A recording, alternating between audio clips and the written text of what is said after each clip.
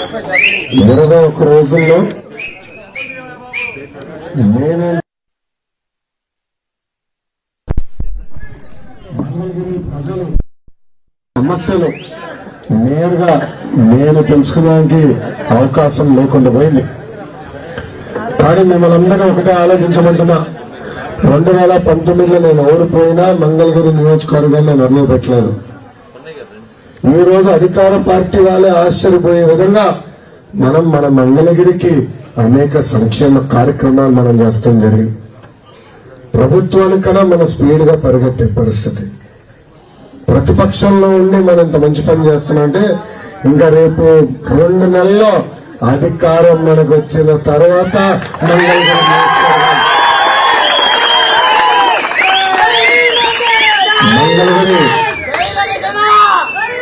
మంగళగిరి నియోజకవర్గం ఎలా అభివృద్ధి చెందుతున్నా అని ఒక్కసారి ఆలోచించుకుంటున్నా. ఒక పవిత్రమైన బాధ్యతతో నేను మంగళగిరిలో ఉన్నా. ఆంధ్ర రాష్ట్రం నడిబొడ్డులో ఉన్న నియోజకవర్గాన్ని అభివృద్ధి చేశాను. నేను వచ్చాను. వాస్తవంగా నాకు చాలా మంది చెప్పారు, కుప్పంకి వెళ్ళండి, విశాఖపట్నంలో ఒక సీట్ తీసుకోండి, ఉత్తరాంధ్రకి ఇంపాక్ట్ ఉంటుందని చెప్పారు. కానీ ఆనాడే చెప్పారు 2019లో గెలవని నియోజకవర్గం ఇవ్వండి, అది గెలిపిస్తానని బాధ్యత నా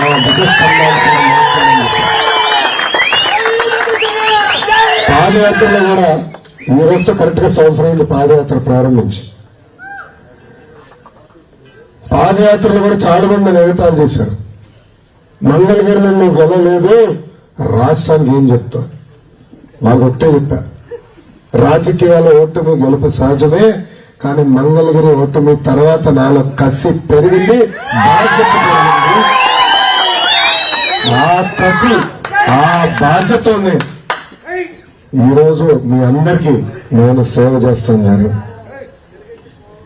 ఈరోజు దుగ్గరాల మండలం నుంచి పెద్దలు సురేష్ గారు, కేపీ గారు, జయలక్ష్మి గారు,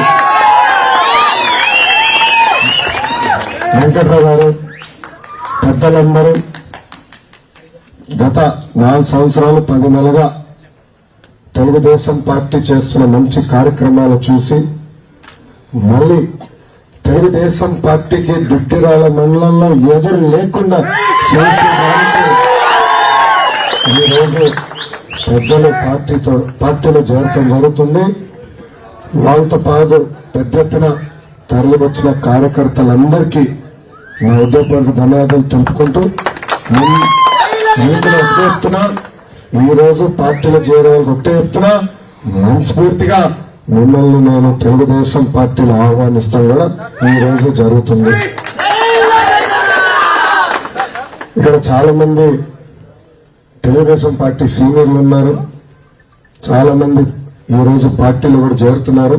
వాళ్ళందరూ నేను ఒకటే కోరుతున్నా, సీనియారిటీ నేను గౌరవిస్తా, కానీ పనిచేసేవాళ్ళని ప్రోత్సహిస్తా. నాడు నేను ఎప్పుడు నేను కానీ బాబు గారు చెప్పి ఒకే ఒక మాట, ఎవరి బూత్ లో మెజారిటీ చూపించారు. అవునా కదా?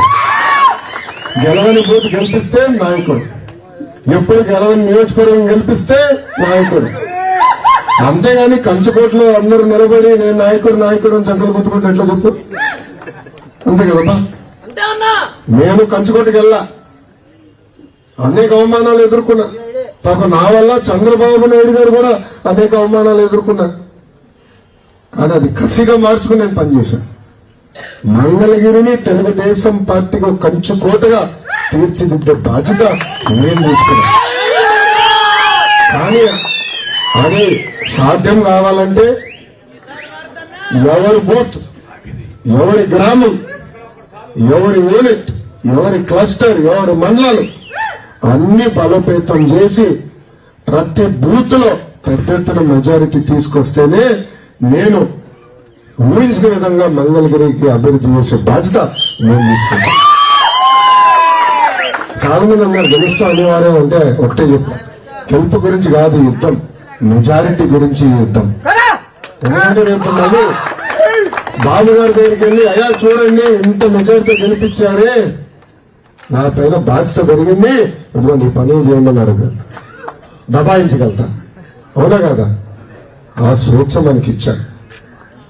ఇంకా 2 నెలలు ఆగు తమ్ముడు.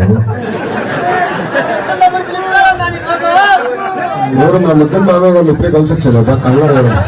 3 రోజులు కలిసి ఏం కంగారు కదా.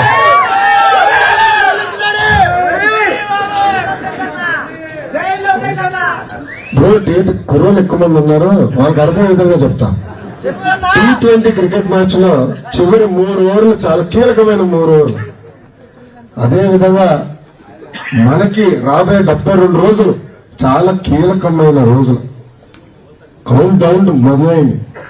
బాబు గారే చెప్పారు, జగన్ పని అయిపోయింది, అతను మళ్ళీ తిరిగి తాడేపల్లి ప్యాలెస్ లోకి శాశ్వతంగా. ఈ 72 రోజులు మనందరం కష్టపడాలి, అహర్నిశలు పోరాడాలి, పసుపు జెండా ఎగిరే బాధ్యత మనందరం తీసుకోవాలని ఈ సభాముఖంగా మిమ్మల్ని అందరూ కోరుకుంటూ, నాకు అవకాశం ఇచ్చిన మీ అందరికీ పేరు పేరున నా హృదయపూర్వక నమస్కారాలు తెలుపుకుంటూ మీ అందరి దగ్గర నుంచి నేను సెలవు తీసుకుంటాను.